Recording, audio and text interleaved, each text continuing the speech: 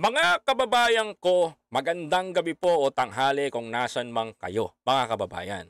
Ito po ay maliwanag na po na sinabi ni President Ferdinand Bongbong Marcos Jr. ang isa sa kanyang panukala at mga batas sa mga naghahanap po ng mura o gusto nyong mapamura o gusto nyong bumili ng bigas na maayos, mga kapatid. Pero nagugulat po kayo sa taas presyo ng bilihin, lalong-lalo na yung mga namantala na mga nagtitinda ng bigas, mga kapatid. At naaalarma po kayo nung mga nakaraan. Ito po, mga kababayan ko, pakinggan natin yung sinabi ni President Ferdinand Bongbong Marcos Jr. Si President Ferdinand Bongbong Marcos na po ang nagsasabi sa lahat ng mga Pilipino na ito po ang gagawin ninyo. Wag na po kayong magreklamo sa social media dahil wala rin po magagawa yan. Rekta nyo na sa ating Pangulong Ferdinand Bongbong Marcos. Ito po, mga kababayan, pakinggan natin ang isa sa mga statement ng ating President Ferdinand Bongbong Marcos. Sabi dito, i-report po ninyo, hinikayat ni President Ferdinand Bongbong Marcos ang publiko na i-report ang sinumang mahuhuling lumalabag sa itinakdang price selling sa bigas.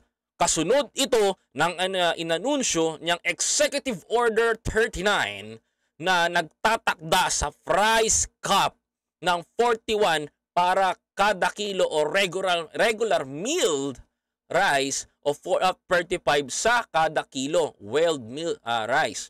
Sabi dito, mga kababayan ko, nako, medyo tayo, I would encourage anyone find to someone or retailer is selling is above the price selling. I-report po ninyo sa pulis. Sa pulis. I-report po ninyo doon sa DA, mga kababayan ko. Doon sa lugar ninyo, i-report ninyo sa local government. Mga kababayan na makinig, local government. Makinig po kayo. Local government para matignan po namin at tiyakin pong hindi lalagpas po sa ating presyo na inilagay, mga kababayan. Okay. Maliwanag po na inanunsyo ni President Ferdinand Bongbong Marcos Jr. Saan po kayo magrereklamo? If ever po na meron po kayong mahuhuli na retailer o mga seller ng bigas na overpriced po, mga kababayan ko, i-report nyo po sa pinakamalapit na police station na nakakasakop po sa inyo. I-report nyo po sa Department of Agriculture. I-report nyo po sa local government para matiyak po natin na ang mga nagbebenta po ng bigas at hindi po sumusunod sa batas na to, mapanagot po natin etong mga kababayan. Eto na, mga kapatid. Alam ko yung diskarte ngayon ng mga businessman na ito. Alam ko diskarte nila ngayon, mga kababayan ko. To be honest, mga kababayan ko, kung walang gagawa ng ganyan, mga kapatid, kung wala pong gagawa na hindi po sasawatahin, itong mga nananamantala na mga nagtitinda ng bigas dito sa Pilipinas, mga kababayan, hindi po natin matutupad yung 20 pesos na pinapangakong bigas, mga kapatid. Alam nyo po ba, mga kababayan, wala naman pong taas presyo ng bigas. Bakit po nagkakaroon ng taas? Kagaya nga po ng sinabi ko sa inyo, the last time na kinontent ko po itong problema na to sa bigas, ang nagpapataas ng presyo, yung mga businessman na pinipilit nilang mag-hoarding, mga kababayan. Yan po yung mga naging punot dulo ng problema na to. Kaya po ngayon, mga kapatid, nagkakaproblema po sa taas presyo. Nako, mga kababayan ko, naglabas na po, ako nga walang ito, tignan nyo, di ba?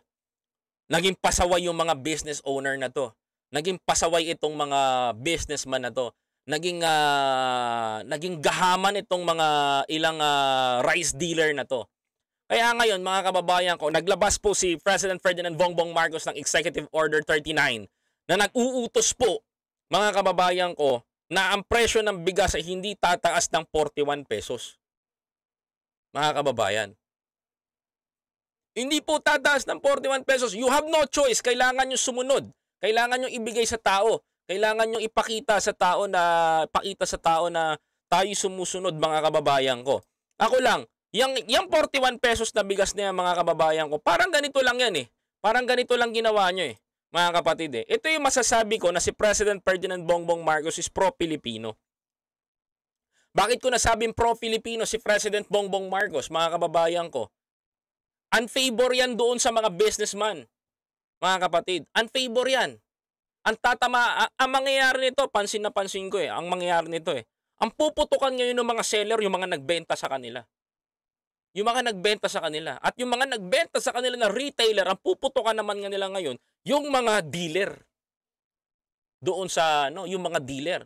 Ganun na mangyayari dyan, mga kababayan ko. Parang sinabing ganito, sige, pahirapan nyo yung mga kababayan ko. Pahirapan ninyo yung mga kababayan kong Pilipino. Pahirapan ninyo tong mga nasasakupan ko. Pahirapan nyo yung mamamayan ko. Pahihirapan ko rin kayo sa negosyo nyo. Ganyan ko mastigo si President Ferdinand Bongbong Marcos. Whether you like it or not, mga kababayan. Ganyang kakastiguhin ni Pangulong Bongbong Marcos etong mga naglalakihan, etong mga pasaway na rice dealer. Tinitira, pinahihirapan nyo ang Pilipino, di pahihirapan ko kayo sa negosyo. Ganun lang yun, mga kababayan. Kung nakukuha nyo po yung 41 pesos na yun, mga kababayan ko, lugi po talaga yan. Lugi po talaga yan. Honestly, ako, bato-bato sa langit, tamaan, wag magalit sa sasabihin ko. Lugi po talaga yan. Ang magiging kawawa niyan, mga kababayan ko, yung mga bumili ng maramihan doon sa rice dealer. Pero para sa akin, pwede silang magano doon, pwede silang ang mangyayari diyan, ang makikipagbakbakan ngayon diyan, yung mga reseller. Ayan, natandaan nyo rice dealer, reseller, retailer, consumer, mga kapatid. Ayan ang paliwanag diyan dealer sa ibabaw, reseller yung kumukuha sa dealer, and retailer.